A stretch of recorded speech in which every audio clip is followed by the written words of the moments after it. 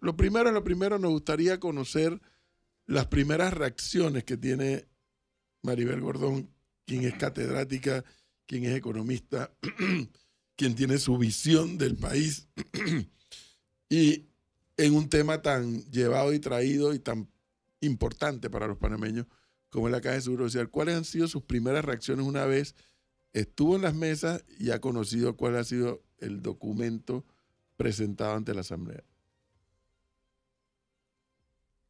Y yo creo que hay varios elementos que señalar. El primero es que estuvimos en una mesa que se denominó inicialmente de conversación y que luego el director de la Caja del Seguro Social, el señor Dinomón, denominó mesa de escucha.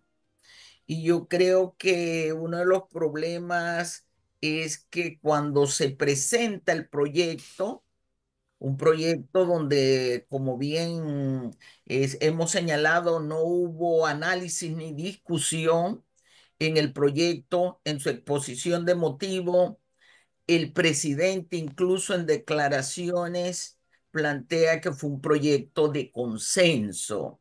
Y yo creo que por allí se comienzan a manifestar los primeros inconvenientes de este proyecto. O sea, ¿cuál es la intencionalidad de mentir, de falsear la realidad? Incluso el ministro de Economía y Finanzas en una de las declaraciones dijo, este no fue un proyecto de consenso, aquí el gobierno manda y sigue mandando. Entonces, bueno, esa es su percepción, pero ¿por qué presentan en la declaración, exposición de motivo del proyecto este parágrafo? Yo creo que ahí es donde comenzamos a tener un escenario de cómo viene la discusión de este proyecto y lo que los economistas denominamos los objetivos ocultos de las políticas económicas. Lo segundo que yo creo que es necesario hacer referencia, en el documento se señala que el problema es estructural y nosotros hemos manifestado desde el 2005 que el problema de la Caja del Seguro Social, si bien tiene connotaciones financieras y actuariales, el problema es fundamentalmente estructural. Eso nos dio alguna expectativa de que pudiera entrarse a resolver las causas del problema. Ningún problema se resuelve si no atendemos las causas. Pero cuando leemos las 95, 94 páginas que tiene el documento, nos percatamos que no hay ninguna acción, medida, actividad, instrumento que esté dirigido a resolver el problema o las causas del problema que denominaron estructural. Creo que allí tenemos un segundo nivel de apreciación de por dónde viene el proyecto. Lo tercero es que recibimos un proyecto que es complicado y creo que le es complicado porque lo quisieron hacer complicado para poder tener un hilo conductor, que es lo que debería desarrollar cualquier política pública, un hilo conductor transparente, claro, directo, que son las características cuando se elabora política pública y las características que de una u otra manera deben tener los cuerpos legales, normativos, pero no es el caso del proyecto que se ha presentado. Nosotros hemos puesto en el tapete un solo ejemplo y es que, por ejemplo, en el caso del proyecto que se presenta, aparece 106 veces la palabra solidaridad. Sin embargo, el proyecto no es solidario, no se retorna al sistema solidario. Ellos tienen su apreciación desde la mesa, desde sus declaraciones en los medios de comunicación, vienen gestando las cuentas individuales y las paramétricas, pero yo creo que hay que ser claros con la población. Plantear 106 veces el concepto no hace al proyecto solidario, no hace la propuesta solidaria. es otro de los argumentos que creo que se están utilizando para distraer, para confundir a la población en términos de lo que realmente es el contenido de este proyecto. Y creo que ahí tenemos otro de los grandes elementos que se plantean como realidades falaces que nos están planteando desde la estructura gubernamentales. Yo siempre he dicho que mentir es corrupción y creo que eso es un punto que se deriva de esta propuesta que nos hemos leído, que la hemos analizado, que estamos haciendo observaciones, que hemos hecho primeros planteamientos y que seguimos eh, estudiando. Y el estudio tiene que ser un estudio pormenorizado porque primero hay que compararlo con la ley 51 y ya antes de la ley 51 para ver cuál es el estado de situación. Lo segundo es que tiene que ser comparado a la luz de otras leyes que pudieran estar abordándose, tocándose. Yo creo que ese es otro elemento. Y lo tercero es ubicar lo que nosotros pudiéramos decir los los conceptos, los temas relevantes que tiene el proyecto, que podríamos hablarlo en cuatro o cinco. La exposición de motivos. Está el tema de la gestión, está el tema de enfermedad y maternidad, está el tema de invalidez, vejez y muerte y está el tema de lo que podríamos llamar la valoración meramente financiera. Yo quiero hacer un señalamiento. Cuando estuvimos en la mesa de escucha, se planteó a todas las organizaciones que estuvimos sentadas allí que había que presentar un proyecto y que el proyecto además debía contar con sostenibilidad financiera. El proyecto que el gobierno ha presentado no cuenta con sostenibilidad financiera. No hay ningún parámetro que demuestre que en el tiempo los resultados van a ser lo que ellos dicen que Pero van a doctora ser. Maribel, ahí yo le interrumpo, Espérese, profesora. Es que en ese punto dígame. es donde yo quiero hacer una parada. Ustedes, durante todo el debate previo al proyecto de ley, levantaban la mano diciendo que se le exigía al Estado y al gobierno sacar plata para de alguna u otra forma financiar el seguro social. En el proyecto de ley se habla de 1.200 a 1.500 millones de dólares que aportaría el Estado a través de un tema de recaudación fiscal y un tema de unas secciones fiscales que se van a dar. No solo eso, se aumenta la cuota patronal en la relación obrero-patrono. ¿Ustedes tampoco están de acuerdo con eso? Fíjate, el proyecto no dice lo que usted acaba de señalar. El proyecto dice que el Estado podría, y usted sabe lo que eso significa en términos legales.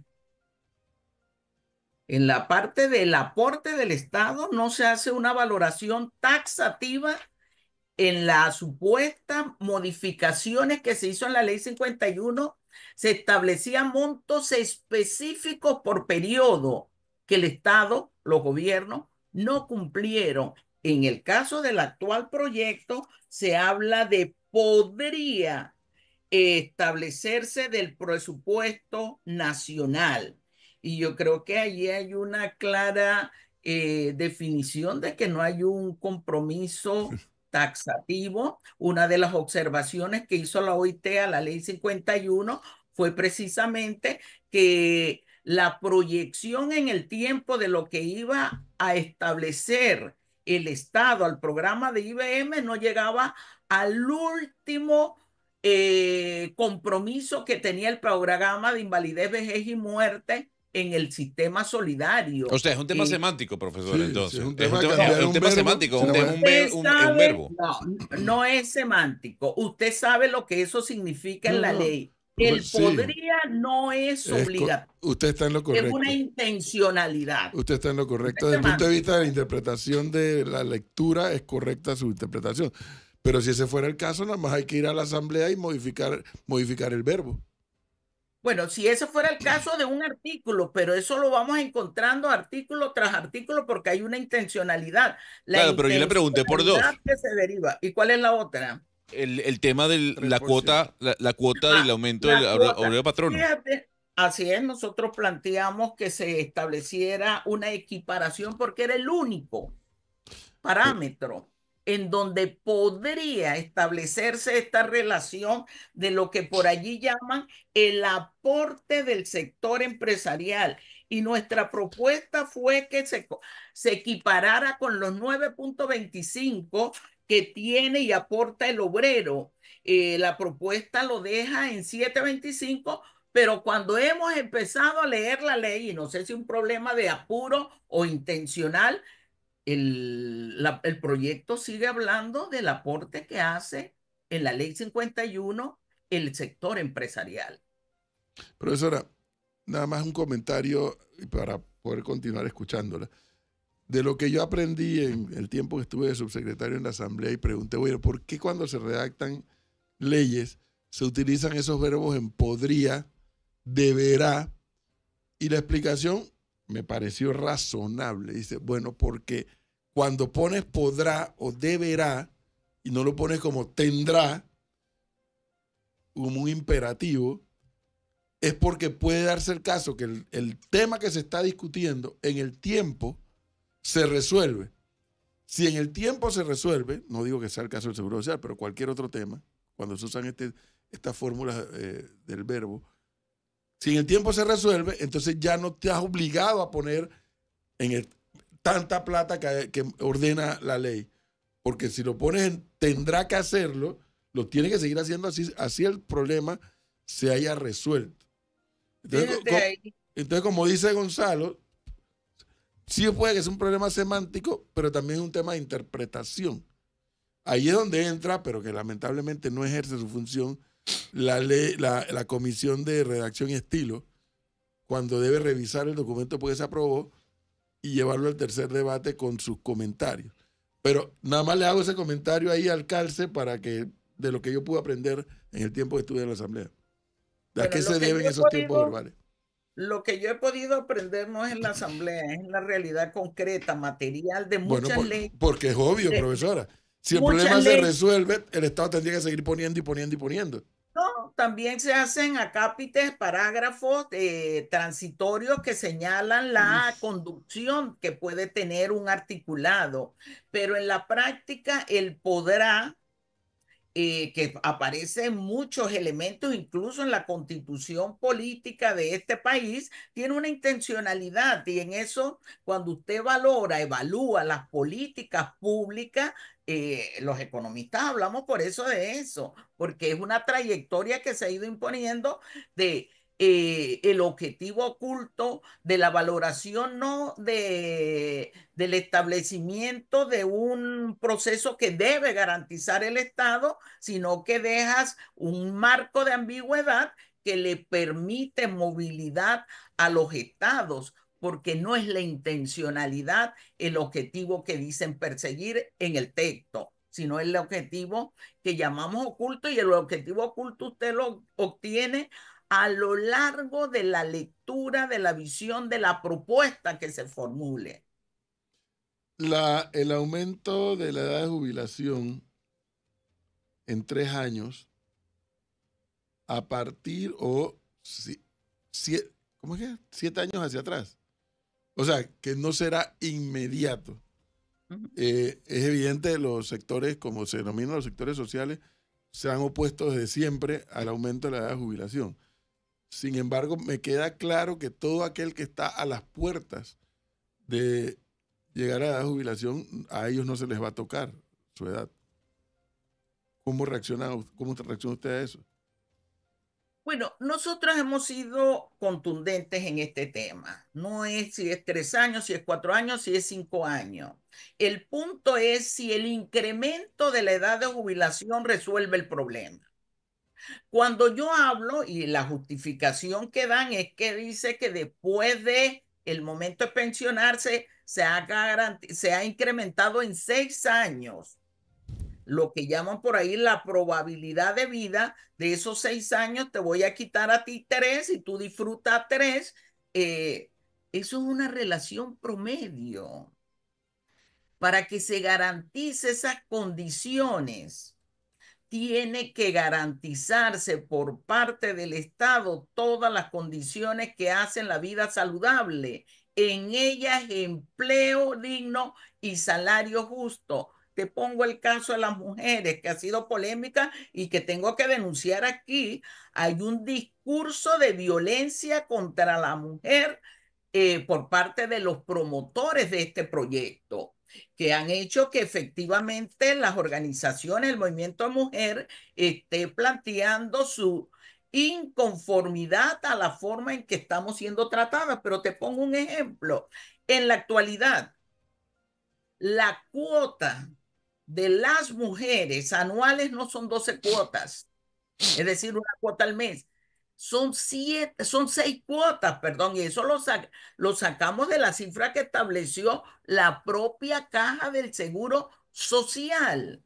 ¿Qué significa esto? Que para que una mujer logre pensionarse, se tiene que quedar más tiempo en el mercado laboral.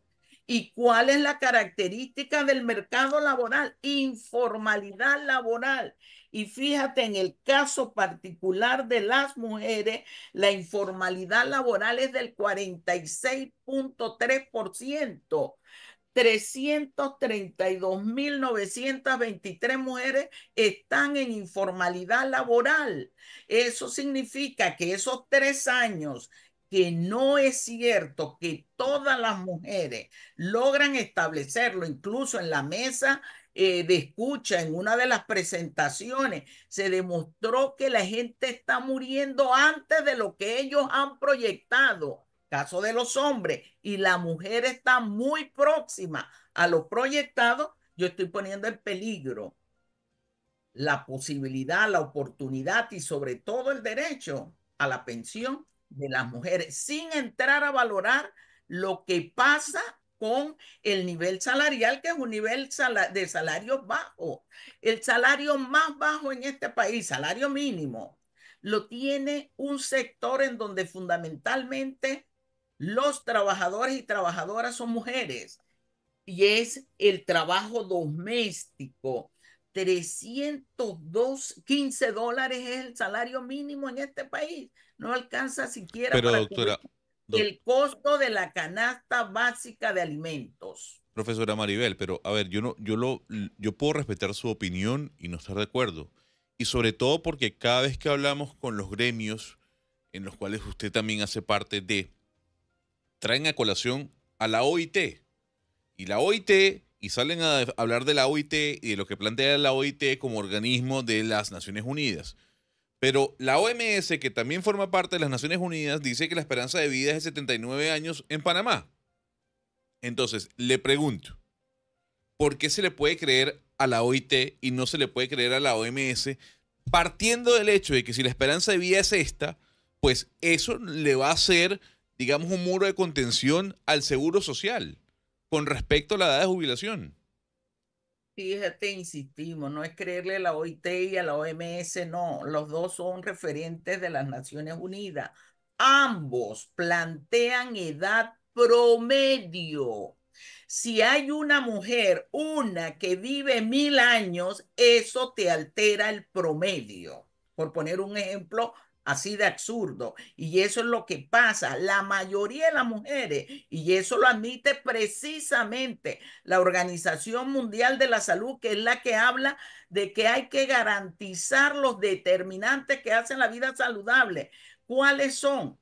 Salud, educación, alimentación, acceso al agua, trabajo digno, salario justo, ambiente sano, recreación, seguridad social. La propia OMS ha planteado que eso, en el caso particular de las mujeres, tiene un rango menor de efectividad.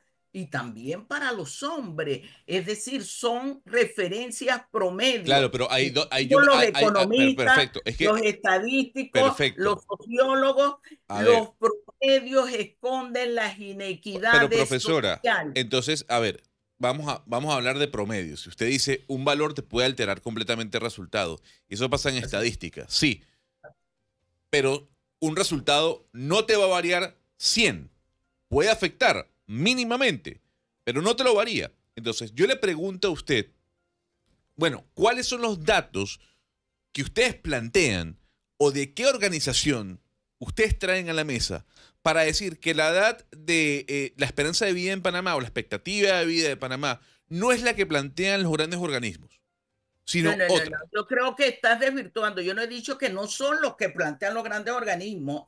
Te insisto, tomando la referencia de los grandes organismos que lo plantean como edades promedios, no son absolutas, no es de la mayoría. Entonces te estoy diciendo, y eso lo comprueba, fíjate, las mismas Naciones Unidas. Dice, el 27.4% de las mujeres está en pobreza multidimensional al 2023. Más de 500, casi aproximadamente 500.000 mujeres están en el umbral de pobreza. Una de cada 4 mujeres vive en pobreza. No son nuestros datos. Claro, pero entonces no, Estos pero a mismos ver, datos los tiene la profesora, sí, Contraloría, el perfecto, INEC, el Ministerio pero de la Mujer, escuche, el Ministerio de Desarrollo Social. profesora, y usted lo sabe, y este dato, por menor que sea, es preocupante, y al país le tiene que preocupar, por menor que sea. ¿Por qué es menor, profesora? Porque una de 4 mujeres no es la mayoría, y usted está acotando de que la esperanza de vida en Panamá, en las mujeres, es por mayoría, y me acaba de decir que la situación de vulnerabilidad de las mujeres, que es reprochable porque no debería existir, es menor a la realidad. O sea, usted me está diciendo que de un total de 100, el 25% de las mujeres, pues tienen este tema de pobreza. 25% no es la mayoría de 100, tomando en Sí. cuenta que es reprochable y que no se puede permitir. No, las estadísticas no se miden así como le está planteando.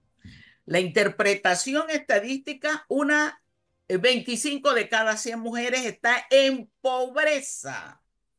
Eso no significa que el otro 75% está cubriendo sus necesidades que hacen la vida saludable. Te estoy planteando por eso los niveles de salario mínimo, el menor lo tiene la mujer. La condición y la oportunidad que tienen accesar a trabajo digno con salario justo tiene una profunda, llama a la CEPAL, llama a las Naciones Unidas, brecha de pobreza. No es la suma mecánica lineal que usted está haciendo de que si hay 25 en pobreza, 75 logran satisfacer las condiciones que hacen la vida saludable. Eso no es cierto. Ahí, como no es cierto, comenzaron entonces a crear otras metodologías. En ella le invito a leerlo, en la pobreza multidimensional que está diciendo 30% de las mujeres viven en pobreza. Si medimos como realmente debe medirse la pobreza, hay un número significativo de la población femenina que está en pobreza, pero no es solo el caso de las mujeres, también de los hombres. Fíjate, incluso dije, la proyección que tiene la propia Caja del Seguro Social demuestra que los hombres se mueren antes del promedio que le tienen establecido como expectativa de vida después de haberse pensionado. Entonces, estamos disfrazando realidades. Este es un país que crece. Panamá tiene una de las tasas de inequidad social más altas del mundo. Un país que crece. Y la expectativa de vida, y ahí termino, si me permites, decía el señor Dino Mon, el problema que una mujer a los 57 años está robusta, y yo le pregunté, ¿y cómo quiere que estemos? ¿Que seamos un desecho cuando nos jubilamos? En ninguna política económica ese puede ser un criterio. Pero usted me dice, me habla de las realidades, y yo me he quedado pensando de verdad, y no lo digo ni siquiera en broma. Estoy tratando de hacer memoria un personal de servicio doméstico que gane 315, ¿dijo usted? En la región 2. Ese es el mínimo salario legal. Profesora, usted me habla de la realidad que ha aprendido versus la realidad que yo he aprendido en la asamblea, o que aprendí en la asamblea. Ninguna gana 315 horas en este país. Ninguna. Eso no es real. Nadie gana en el servicio doméstico. Aquí me están escribiendo varias señoras que me digan a dónde está para irla a buscar. Nadie en el servicio doméstico en este país gana 315 horas. Eso lo podrá decir la ley. Por eso le digo la importancia de lo que una cosa es lo que dice la ley, otra cosa es la interpretación, otra cosa es la ejecución. Eso podrá decir la ley. Salario mínimo que pactan los obreros en esa reunión que ocurre cada 2 años. 315 no gana ningún personal doméstico. Ninguno. Bueno, creo que... Lo cual es muy bueno, cuidado, es muy bueno que ganen 500, 600 y más dólares. Creo que es la realidad de muchas mujeres en este país de salarios de 315 y menos.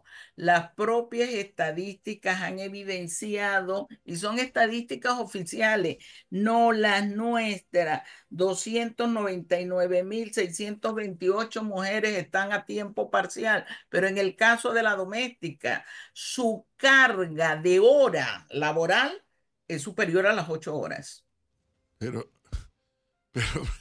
Pero es que esa es la diferencia. Ahí es donde podemos tener algunas diferencias. Bueno, a lo mejor tenemos varias. Porque es que, ¿qué dice la ley? Fíjese, por eso el tema, y usted ha traído un tema muy, pero muy importante.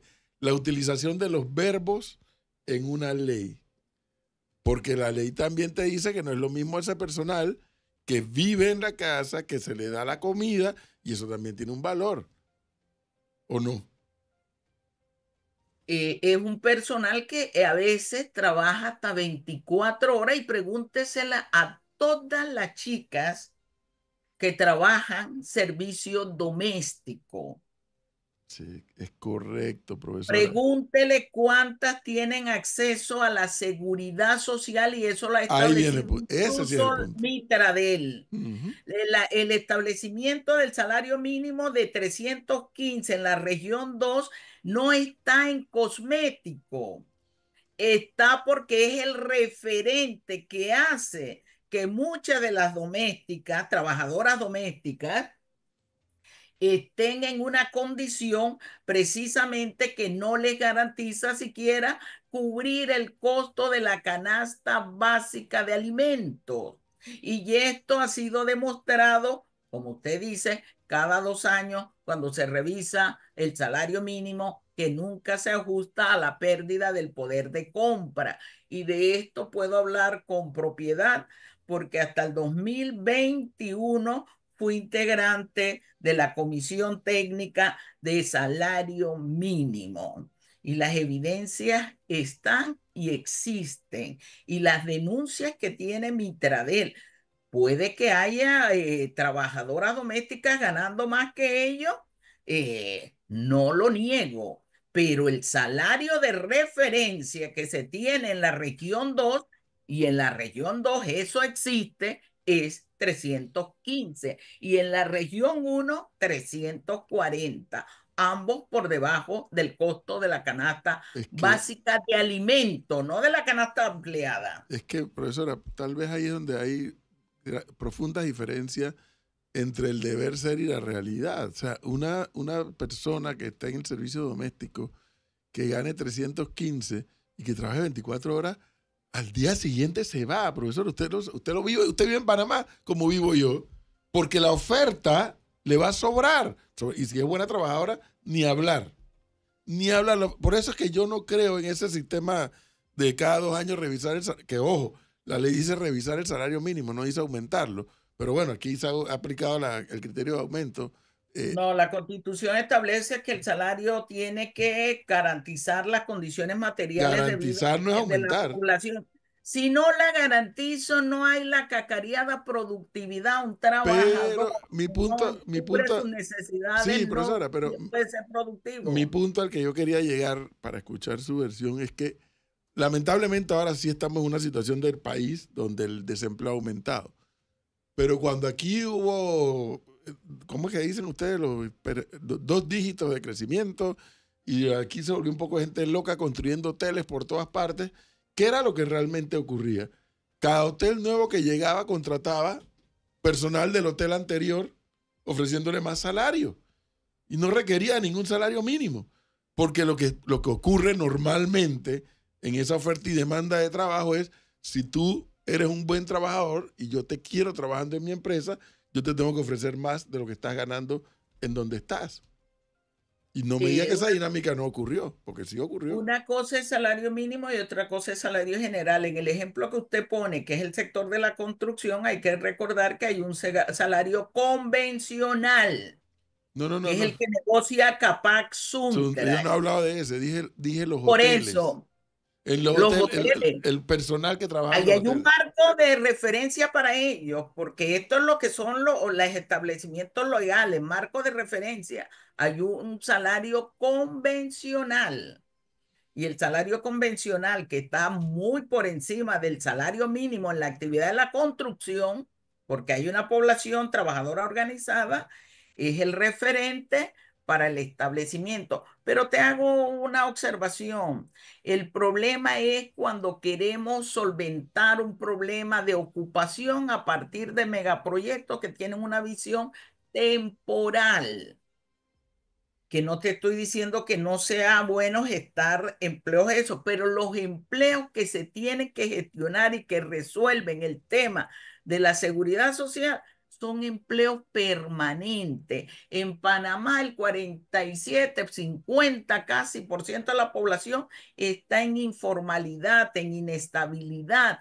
Eso afecta los márgenes de salario y las prestaciones sociales. Si ese problema no se resuelve, las pensiones, tal como lo plantea el proyecto 144, que la han denominado pensión, aunque no la es, a los 65, y 265 es el marco de referencia que tiene como pensión las cuentas individuales, que ha fracasado en todas partes del mundo. Sí, pero profesora, usted habla del tema del empleo. Entonces, le hago una consulta. ¿Y no nos deberíamos preocupar por el desempleo que se pueda generar o el aumento que pueda ocurrir por el incremento de la tasa de la cuota obrero patronal? Porque eso va a tener un impacto en el empleo. Fíjate, el desempleo en este país creció sin que se haya aumentado la tasa de contribución del sector patronal, porque es gobierno y empresa privada. Sí. Tenemos 7.7%, una economía, y por eso para nosotros uno de los problemas estructurales que hay que atender con urgencia es el problema del modelo. Estamos en un modelo que no genera empleo, y que lo que está planteando la ley, el proyecto de ley que presenta el gobierno, no es generar empleo a partir de una inversión productiva en la economía doméstica. Está planteando que las inversiones estén en atención a economía especulativa financiera, Pero profesora, e que incluso se vaya fuera de la frontera de este país. usted no cree, pero escúcheme empleo. algo, ¿usted no cree que el tema del desempleo y la informalidad se da, ya que estamos hablando de números, porque el costo para una pyme, porque vamos a hablar de números, hablemos de números, profesora, el 80% de la economía de este país está basada en pequeñas y medianas empresas. Y usted lo sabe, y lo sabemos todos. Entonces, la pregunta es, no nos hemos preguntado, no nos hemos consultado si realmente a esa pequeña y mediana empresa, que son las que tienen la base de la economía de este país, les cuesta cada vez más un trabajador en la nación, a diferencia de lo que puede costar en Costa Rica y en Colombia. Por eso le hago la pregunta del 3% de la cuota patronal. ¿Eso no tendrá un impacto en la pequeña y mediana empresa? Fíjate, el problema de la MIPE no es el costo de la fuerza de trabajo. ¿Está segura de eso? Sí, segura.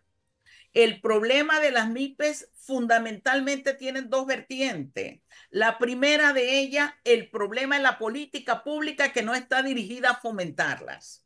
Porque regalarle un paraguas a una pyme, a una pequeña empresa, no es fomentar a la empresa. El trato desigual que se tiene, las asimetrías en la carga impositiva, donde equiparan a la pequeña empresa, a la microempresa, que son negocios, con el gran empresariado. Y cuando equiparas tasa impositiva, generas inequidad, porque ellos son de los que requieren equidad para poder tener un espacio. Y el otro elemento es la política pública, que no está dirigida a dar transferencias reales al sector de la pequeña y mediana empresa, pero que sí se las entrega a las grandes corporaciones nacionales e internacionales. Ese es su principal problema, aunado al hecho del costo que tienen los insumos en este país. Y eso es un reflejo de los problemas. Aquí se habla mucho de emprendimiento, de la micro y pequeña empresa, y sí generan alguna condición de empleo, pero la política pública los discrimina, los margina. El trato que hay hacia la micro y pequeña empresa en términos impositivos es inequitativo. Ahí hay un gran problema, que no he escuchado a ningún sector que dice que está a favor de esas empresas plantear el problema, y que se profundiza cada vez más cuando las transferencias se hacen al sector empresarial corporativo de gran empresa. Y eso es lo que tenemos que tener claro.